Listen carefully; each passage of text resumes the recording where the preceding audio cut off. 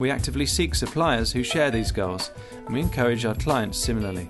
As a team, we aim to live the life with minimal impact on our surroundings. In 2008, we gained our certification to ISO 14001, and we also decided to go further and gain our certification to EMAS, which is the Eco Management and Audit Scheme. The reason we decided to do that is because it requires you to go that step further and actually make public your targets and your environmental improvements. This graph shows the electricity consumption at our head offices in Waterloo and at our warehouse in Surrey for 2008. Our small 3.31 kilowatt peak photovoltaic system on our head office generated over 2,500 kilowatt hours of solar electricity during 2008, avoiding at least 1.4 tonnes of carbon dioxide entering the atmosphere. The black line on the graph shows the electricity purchased from Good Energy, a 100% renewable energy provider, which doesn't create carbon dioxide emissions. We asked Juliet Davenport, CEO of Good Energy, how we can be sure the electricity we're getting is really zero carbon. Good Energy specialises in renewable electricity. The only power that we buy from generators is from renewable generators. All these generators are either sustainable biomass, solar, wind power and run-of-river hydro. And all these sources do not produce carbon. The sources of energy sounded okay, but we wanted to know how they can prove our supply is coming from green suppliers. What we do is we get an audit firm called Smith & Williamson to come in and verify all the claims that we make. So they go through all our generators, they go through all the amounts that they've generated and check that essentially those generators generate the same amount of electricity over a year that our consumers use. It's not so easy to produce zero carbon gas. This graph shows the gas used at our warehouse in 2008. It's quite sporadic due to the changing seasons. We try to cut down on waste wherever possible and have been recording data to help us monitor our performance. From this data recording, what we've noticed is our landfill waste has actually reduced and our recycling has increased. This year, we're setting targets to reduce our paper use by 5% and reduce our overall waste by 5%. We spoke to Dominic Burgess from our recycling company, Loop, to see what happens to our waste. Historically, a business would have to deal with various different recyclers, and now we offer a one-stop shop for all these different materials, so they can have us collecting half a dozen different materials, as Solarcentury do, all at the same time. We asked Dominic what actually happens to our paper in cans. The cans go through a can sorting machine to separate the steel from the aluminium. The steel and the aluminium cans then get baled in a baler, and they then get transported from here to a reprocessing facility just north of London, where they are actually bulked up further to be sent up to Warrington. That's the biggest reprocessing facility for aluminium cans in Europe. Your paper, Evolve paper, which is recycled copy of paper, goes into your paper recycling bin in your office. Same process as the cans, comes back here, gets baled, and it is taken down to the Evolve Embryo mill in Aylesford in North Kent. Made back into paper which is supplied back to you in your office.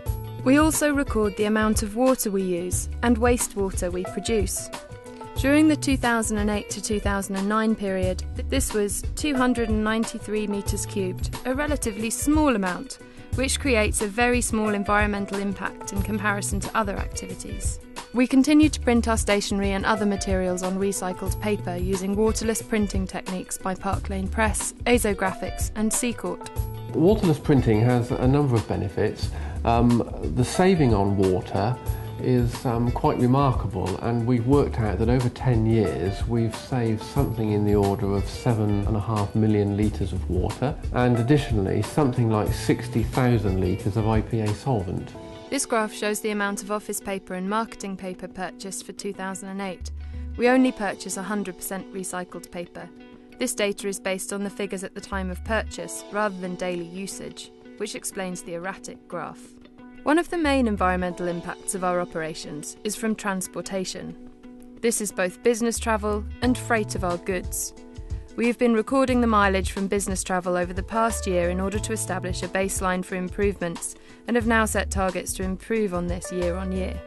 During 2008, we also questioned all our suppliers about the use of nitrogen trifluoride, NF3, to ensure that it's either not being used or not being released into the atmosphere. This is a highly potent greenhouse gas used in some solar cell manufacturing. We have also visited all of the factories where the products we buy are manufactured, and whilst this was not an exhaustive environmental audit, it provided us with the opportunity to filter out businesses which were clearly underperforming. We will not tolerate social injustice. We respect all our colleagues, clients and partners, irrespective of race, gender, religion, sexuality, disability or health status. At Solarcentury, we pursue a fair and equitable employment policy. Every 6 months we run our State of the Team questionnaire, which allows all staff to rate every aspect of our company's performance. Last year, we also put in place a customer service function to help us monitor our performance as a business and make improvements to the way we conduct our services. Since its introduction, we've received 137 customer requests relating to an install. The biggest section of these calls related to HVG displays, closely followed by inverter issues and renewable obligation certificate inquiries. We are all involved in our adventure. Everyone has a voice. We give our leaders a mandate to act fast and effectively, but expect them to listen and respect the views of everyone. During 2008, we held an event with the Renewable Energy Association at the House of Lords, encouraging MPs to sign the Renewable Energy Tariff Amendment. We also started the campaign We Support Solar to promote the forthcoming feed-in tariff and encourage the government to set a reasonable rate for producers of clean, green electricity. Almost 300 MPs have signed up to the campaign, which also gave rise to the early day motion 689 tabled by Colin Challen MP. EDM 689, which became the highest place EDM, welcomes the launch of the campaign and urges the government to set a good rate for the feed-in tariff in its forthcoming renewable energy strategy. We also participated in the Industry Task Force on Peak Oil and Energy Security, launching a report, The Oil Crunch, Securing the UK's Energy Future. The report warns that a peak in cheap, easily available oil production is likely to hit by 2013, posing a grave risk to the UK and world economy. We've taken a fairly conservative view of what the issue is here, and I think that we have a clear window of 5 to 7 years to really make some fundamental changes to the way we use energy in the United Kingdom in order that peak oil doesn't become a crunch.